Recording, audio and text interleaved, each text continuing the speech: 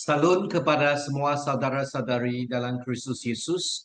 Hari ini kita akan meneruskan untuk menerokai Matius bab 6 ayat 22 dan 23 dengan satu tema pada satu matar, dan perkaya yang kita akan terokai apabila kita mau menerokai, mau memahami firman Matius bab 6 ayat 22 sampai 23 ada menuju kepada khotbah John Wesley 118 tentang Matar Tunggal.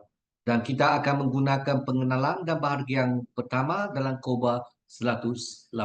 Mari kita datang berdoa bersama. Tuhan Bapa di surga, kami berdoa supaya Roh Kudus membantu kami untuk memahami akan firman. Tanpa kerja daripada Roh Kudus, kami tidak akan memahami kebenaran-Mu. Bukalah hati rohani kami dan mata roh hati nurani kami supaya kami ada hati yang tulus dan jujur untuk memahami, dan juga dengan berkat Tuhan kami dapat melaksana menurut kepada firman. Dalam nama Yesus Kristus kami berdoa bersama. Amin.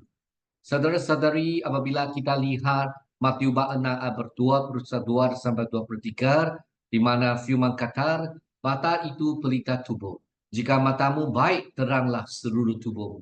Tetapi jika matamu jahat, gelaplah seluruh tubuhmu. Jadi, jika terang yang ada padamu gerak, betapa geraknya kegelapan itu. Kesederhanaan dan kesucian, kata seorang yang saleh, adalah dua sayap yang mengangkat jiwa ke surga. Kesederhanaan dalam niat dan kesucian dalam kasih sayang. Yang pertama daripada itu, lelaki hebat dan baik Bishop Tyler sangat berkisurkan dengan penuh kesungguhan dalam pembukaan buku cemerlannya Rules of Holy Living and Dying.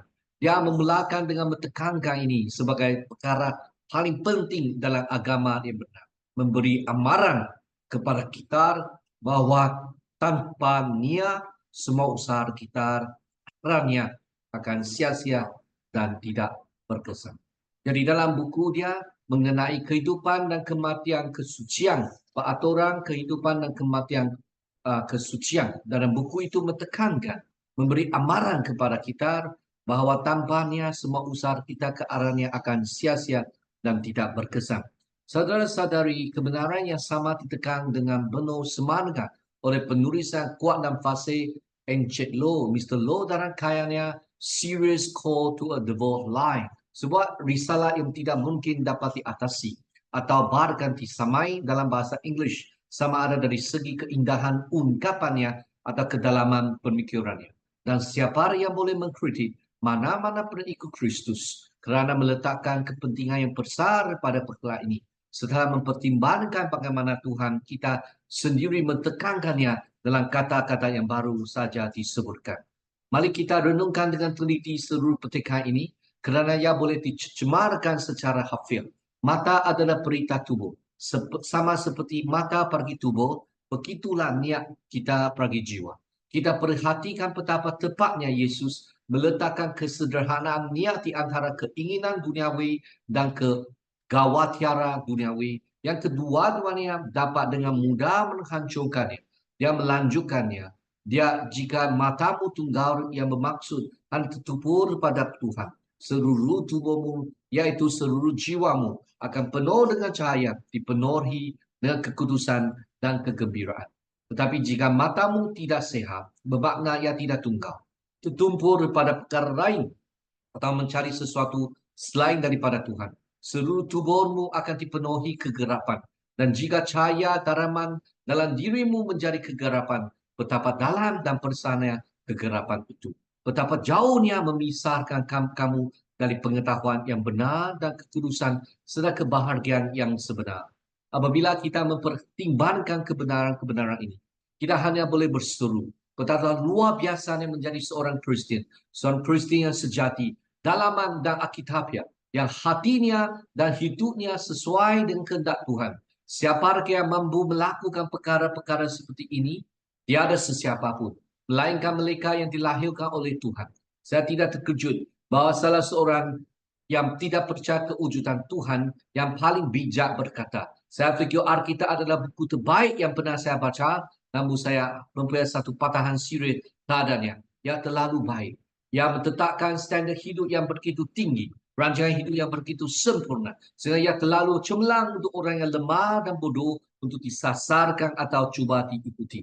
Semua ini benar jika kita tidak menerima kebenaran Alkitabiah. Tetapi sebaik saja kita membenarkan kebenaran kitab suci, semua kesukaran hilang. Kerana dengan Tuhan, segala sesuatu mungkin. Dan segala sesuatu mungkin bagi orang yang percaya. Sekarang mari kita pertimbangkan. Pertama, bagian pertama pernyataan Yesus. Jika matamu tunggal, seluruh tubuhmu akan penuh dengan cahaya.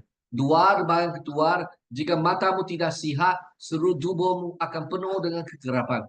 Dan ketika keadaan yang menakutkan bagi mereka yang matanya tidak tunggal, jika cahaya di dalammu adalah kegelapan, betapa besarnya kegelapan itu. Mata tunggal, tubuh penuh cahaya. Mata tidak sihat, tubuh penuh kegelapan. Cahaya adalah kegelapan yang besar. Jika matamu tunggal, seluruh tubuhmu akan penuh dengan cahaya.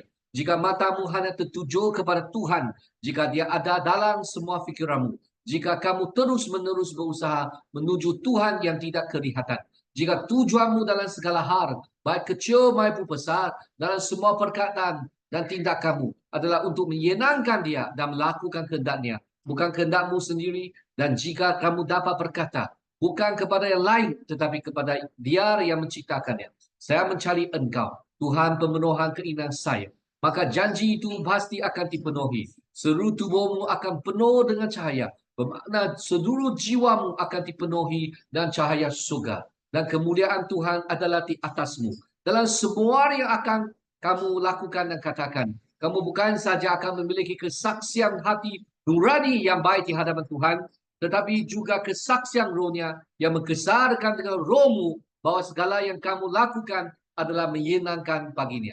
Apabila seluruh jiwa Anda dipenuhi dengan cahaya ini, Anda akan dapat seperti yang diarahkan oleh Rasul Paulus kepada orang-orang Tesalonika untuk sentiasa bersukacita, bertobat, berdoa tanpa henti, dan bersyukur dalam segala keadaan. 1 Tesalonika bab 5 ayat 16 sampai ke 18. Kepada siapa yang boleh sentiasa merasakan kehadiran Tuhan yang penuh kasih tanpa sentiasa bersukacita. Siapa yang boleh memastikan hati mereka sentiasa tertupu dengan penuh kasih sayang kepada Tuhan tanpa berdoa, tanpa berhenti. Kerana hati mereka bercakap kepada Tuhan secara senyap, tanpa kata-kata, dan parkan kesunyian mereka adalah komunikasi dengannya. Siapa yang boleh sedar bahwa Bapa yang pengkasih, mereka berpuas hati dengan semua yang mereka lakukan dan tanggung dan tidak terdorong untuk bersungguh dalam setiap keadaan, mengetahui bahwa segala sesuatu bekerjasama untuk kebaikan mereka.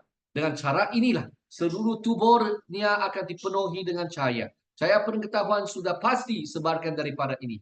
Datang dari pengurapan yang maha suci, yang tetap bersamanya dan mengajarnya segala sesuatu. Semua yang perlu diketahuinya untuk menyenangkan hati Tuhan.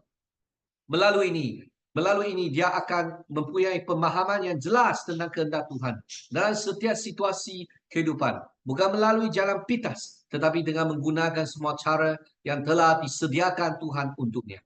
Dan berjalan dalam cahaya ini, dia pasti akan bertumbuh dalam kasih karunia dan dalam pengetahuan tentang Tuhan dan Juru Selamat kita, Yesus Kristus. Dia akan terus maju dalam segala kekudusan dan dalam gambaran penuh Tuhan.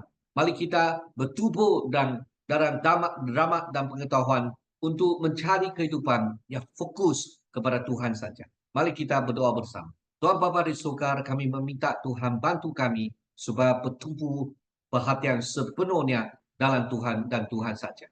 Supaya hati kami disentuh oleh kasih Yesus Kristus dan kami mempunyai kehidupan penuh dengan kasih kepada Tuhan dan orang sekeliling kita.